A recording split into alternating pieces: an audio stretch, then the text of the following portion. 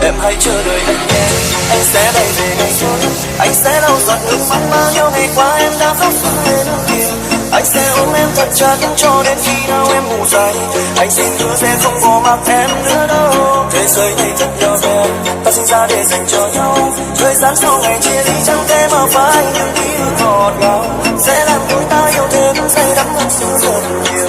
Tình yêu anh trao em rộng lớn, nhiều hơn bao ánh sao đêm vẫn mãi sống đời.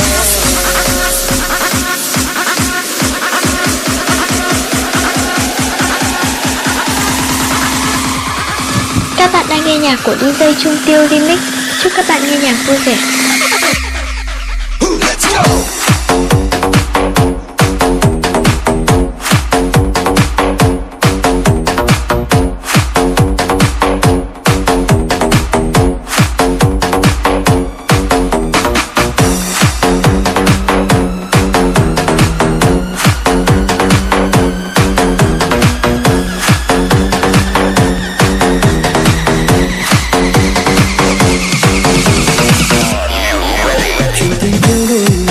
Trong bao ngày nước mắt, nếu phải có ngày một trong hai ta buông tay anh cũng không bất ngờ. Đã bao đêm anh ngồi khóc, ngày nhớ đêm mong vời về. Sợ rằng em cô đơn mệt mỏi khi phải sống xa anh. Anh không dám hứa yêu em đến hết cuộc đời nhìn thấy nhau, nhưng trong anh có đủ sự tự tin để nói với em một điều. Anh yêu em, thương em nhiều lắm, nhiều hơn cả bản thân. Anh sẽ đánh đổi tất cả mọi thứ, chỉ cần được nhìn em vui. Em hãy chờ đợi anh nhé, anh sẽ bay về ngày thôi. Anh sẽ lau giọt nước mắt bao nhiêu ngày qua em đã khóc sưng lên kia. Anh sẽ ôm em thật chặt cho đến khi nào em ngủ say. Anh xin hứa sẽ không bỏ mặc em nữa đâu. Thế giới này thật nhỏ bé, ta sinh ra để dành cho nhau. Thời gian sau ngày chia ly chẳng thể mà phai những ký ức ngọt ngào. Sẽ làm đôi ta yêu thêm say đắm hơn xưa rất nhiều. Tình yêu anh trao em rộng lớn, nhiều hơn bao ánh sao đêm vẫn mãi sống đời.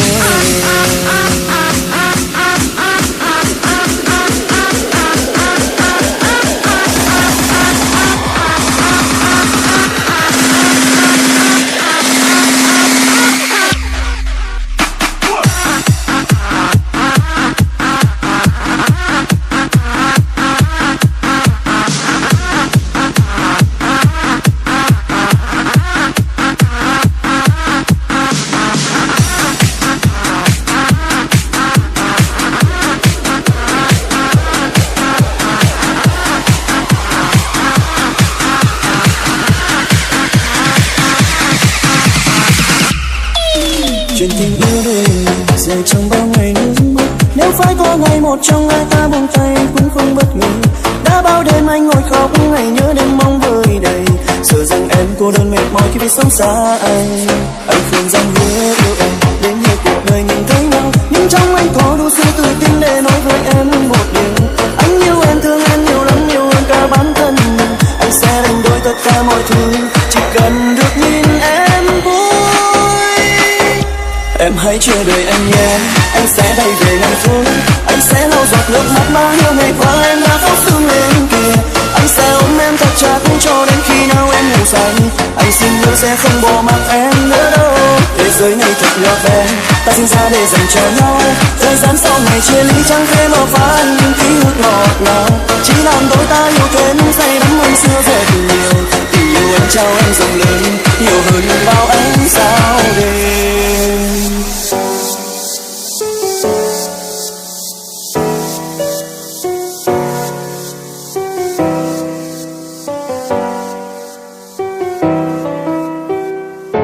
Em hãy chờ đợi anh nhé, anh sẽ bay về ngày tối.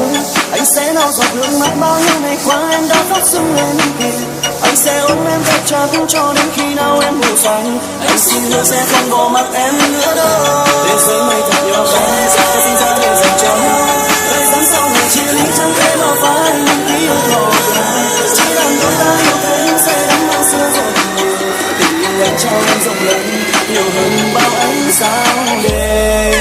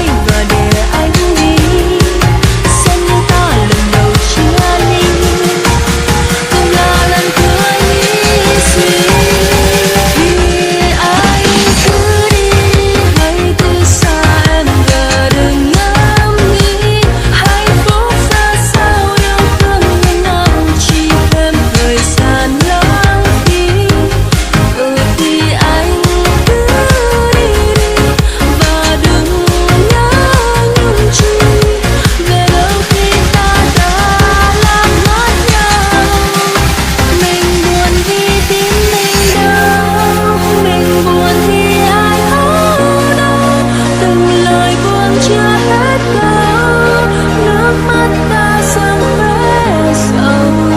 Đừng bên nhau nếu không vui, em muốn thấy anh cười. Vì yêu nên em xin anh cứ đi. Bỏ mặc em.